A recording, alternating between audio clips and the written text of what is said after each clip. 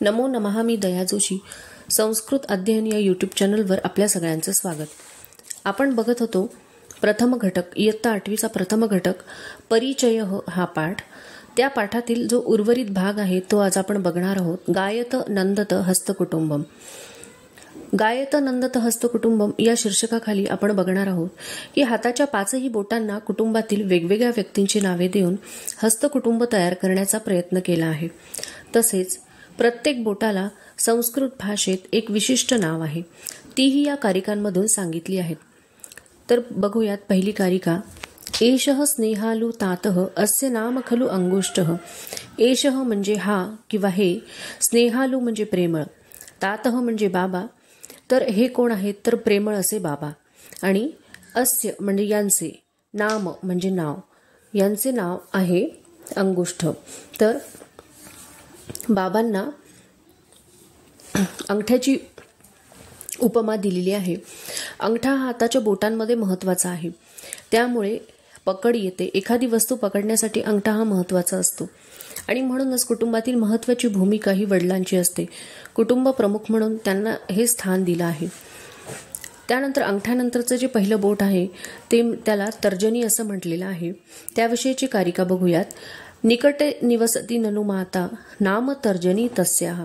निकटे म्हणजे जवळच, निवसती म्हणजे राहते, ननु याचा अर्थ होतो खरोखर, आणि माता म्हणजे आई. जवळच अंगठ्याच्या बाजूचं जे बोट आहे तर जवळच कोण राहतं तर आई. आणि तस्याहा म्हणजे तिचं नाव काय आहे तर तर्जनी. कुटुंब प्रमुख म्हणून जरी वडील महत्वाचे असले तरी मुख्य भूमिका ही आईचीच असते. आणि म्हणून प्रथम बोटावर आईला स्थान दिलं आहे. याचा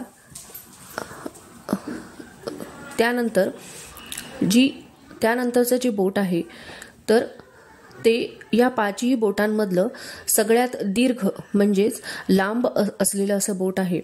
तर या बोटाला ज्येष्ठा पुत्री म्हणजेच मोठ्या मुलीची उपमा दिली गेलेली आहे. ती कारिका आपण बघूयात. ज्येष्ठा पुत्री दीर्घतमा नाम मध्यमा तस्याहा. तर ही कोण आहे ज्येष्ठा पुत्री. दीर्घतमा म्हणजे लांब असलेली, अशी ही लांब बोट असलेलं असं ही ज्येष्ठा म्हणजे मोठी मुलगी आहे.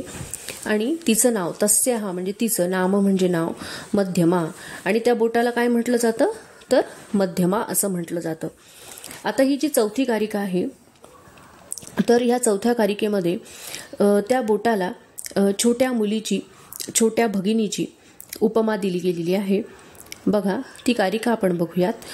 तस्याहा भगिनी मनोरमा अस्ति ननुसा अनामिका.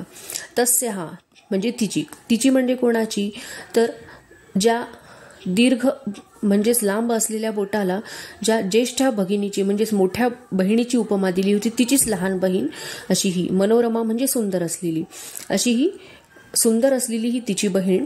आणि तिला काय म्हटलेलं आहे तर अनामिका. म्हणजे या बोटाला अनामिका, करंगळी जवळच्या बोटाला अनामिका असं म्हटलेलं आहे. तर या बोटाला अनामिका असं का संबोधलं जातं त्या बाबतीत एक आख्यायिका सांगितली जाते. त्याविषयीचा एक श्लोक असा आहे बघा. पुरा कवीनाम गणना प्रसंगे कनिष्ठिकाधिष्ठित कालिदासः अद्यापि तत्तुल्य कवेरभावात अनामिका सार्थवती बभूव. याचा अर्थ बघा असा आहे की पूर्वी ज्या वेळेला कवींची गणना करण्याचा प्रसंग आला त्यावेळेला कनिष्ठिकेवरती म्हणजेच करंगळीवरती कालिदासाचं नाव घेतलं गेलं. अर्थात तुम्हाला माहीतच आहे कालिदासाला कवी कुलगुरू किंवा कवींचा शिरोमणी असं म्हटलेलं आहे. तर सगळ्यात वरचं स्थान हे कालिदासाला दिलं गेलेलं आहे. आणि त्यानंतर मात्र कवींची गणना करायला गेले असताना त्याचा तुल्यबळ असा कुठलाच कवी मिळाला नाही. आणि म्हणूनच त्या बोटाला अनामिका असं नाव मिळालेलं आहे. आता पुढची पाचवी कारिका आपण बघूयात.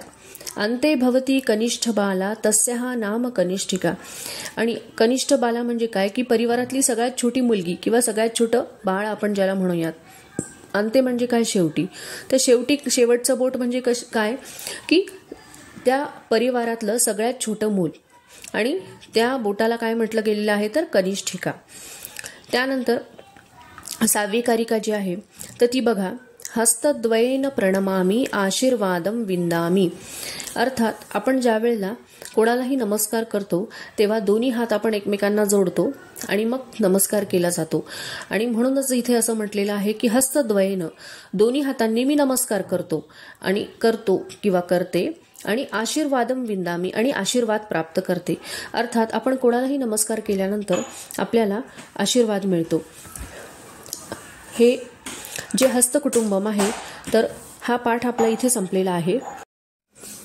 माझा व्हिडिओ जर तुम्हाला आवडला असेल तर लाईक करा, शेअर करा, माझ्या चॅनलला सबस्क्राईब करा। हो, आणि नवीन नवीन व्हिडिओ मिळवण्यासाठी बेल आयकॉनला प्रेस करायला विसरू नका। Thanks, bye bye.